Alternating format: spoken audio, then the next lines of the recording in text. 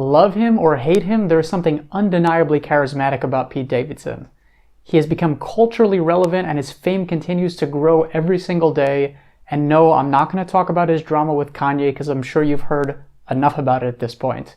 But he is a stand-up comedian who also co-wrote and starred in a film called King of Staten Island, which is a semi-autobiographical take on his life, directed by Judd Apatow, another famous Jew who I may talk about on a different episode. He has an interesting family history, and I was intrigued to learn that his paternal side is descended from Ashkenazi Polish Jews. So I decided that I was going to take it upon myself to see what I could learn about him, and that's what I'm here to share with you. I'm Yonah Paley, and I believe genealogy is fun. Today we're going to be digging through some New York, Canadian, and even Polish records to see what we can learn about the Davidson family.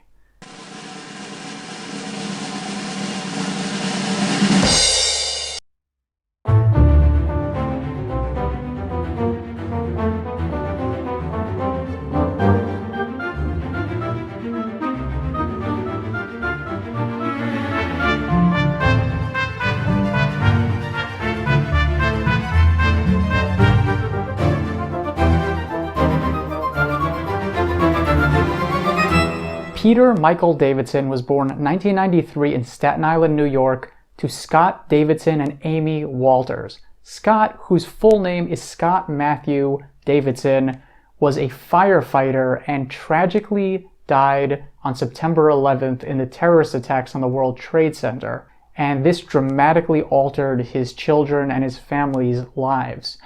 As we can see from the obituary, he had a lot of different talents, including an interest in sports and bartending and of course firefighting, and you can imagine how much of an impact his death must have had on his family. Now, I was a little bit worried because Davidson is a pretty common last name, but thankfully the obituary lists his parents as being Stephen Davidson and Carla, but it's actually the notice of who his grandmother is, which ended up giving the biggest clue as to tracing his family line even further back. She is listed as being Celia Latagano, and it didn't take very long to figure out that Latagano was the name of her second husband and that her maiden surname was Weinstein. Thanks to the brand new database of vital records released by the New York City Archives, which I actually talked about on a previous episode, I was able to find very, very quickly and easily the marriage certificate of Celia and her first husband, Samuel Jacob Davidson. Samuel was a salesperson who later managed a movie theater, and therefore it's not surprising to learn that Pete Davidson's own grandfather starred in The King of Staten Island with him.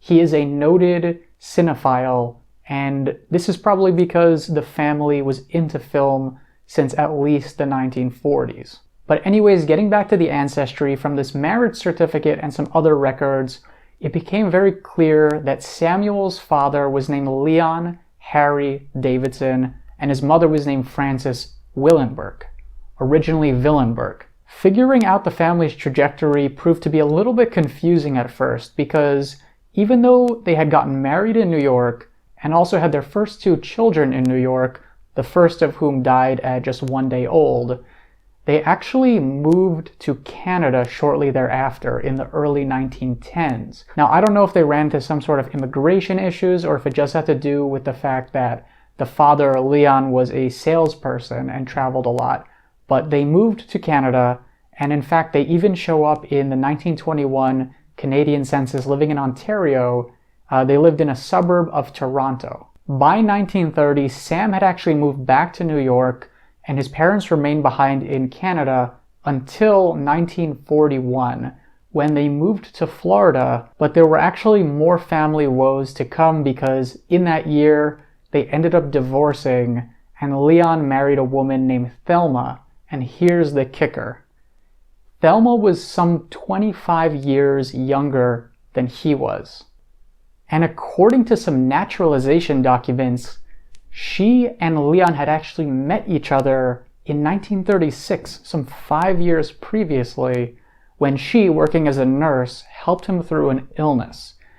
So Leon was a salesperson who probably traveled a lot for work, and it seems that on one of his trips to the United States, he had met this nurse, and who knows what ended up happening, but they got together 5 years later, and yeah, ended up divorcing his first wife. All the documents I could find, which seemed to point to Leon's Yiddish name being Hirsch Leib Davidson, it showed that he was from Warsaw, Poland. And once again, just like on the last one of these I did on Wallace Shawn, whose family was also from Warsaw, you have to be careful because sometimes someone will be from the region of Warsaw, which is a pretty big region in Poland because it's the biggest city, but there were multiple documents all saying Warsaw, so it seemed to be pretty apparent that this is where he came from. And you might be asking, well, was I able to find anything else on the family? And the answer is, yeah, I think I did. So the first thing to note is that on his marriage certificate, Leon's parents are listed as being Ellis, Davidson, and Sarah. Ellis, I had assumed, was probably a name like Eli or Eliyahu or Elias.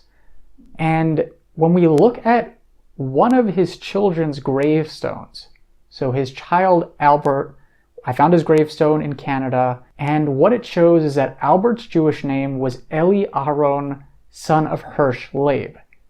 So already I figured, well, the father was named Ellis, and the gravestone says that his son was named Eli Aharon.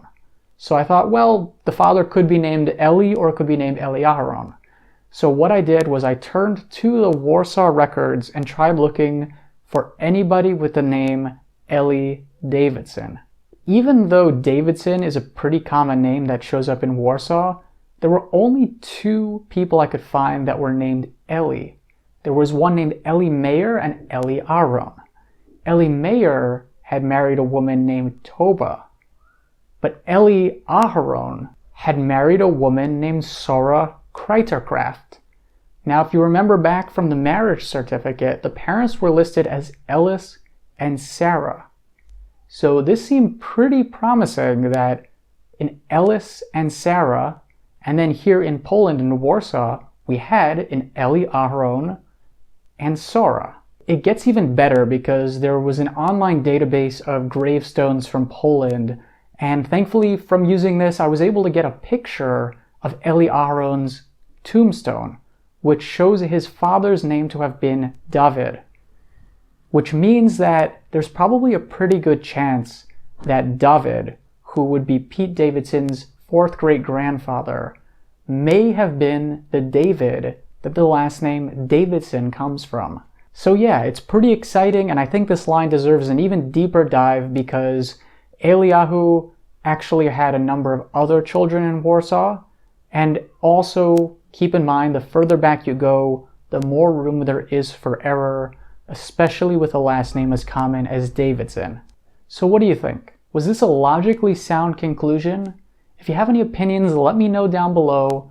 Also, be sure to follow me on social media. I've included links to my Instagram and my Twitter. I'm also working on a new social media tool which I hope to share with you folks in a few weeks, so stay tuned for that. If you like this episode, make sure to give it a thumbs up and subscribe to the YouTube channel.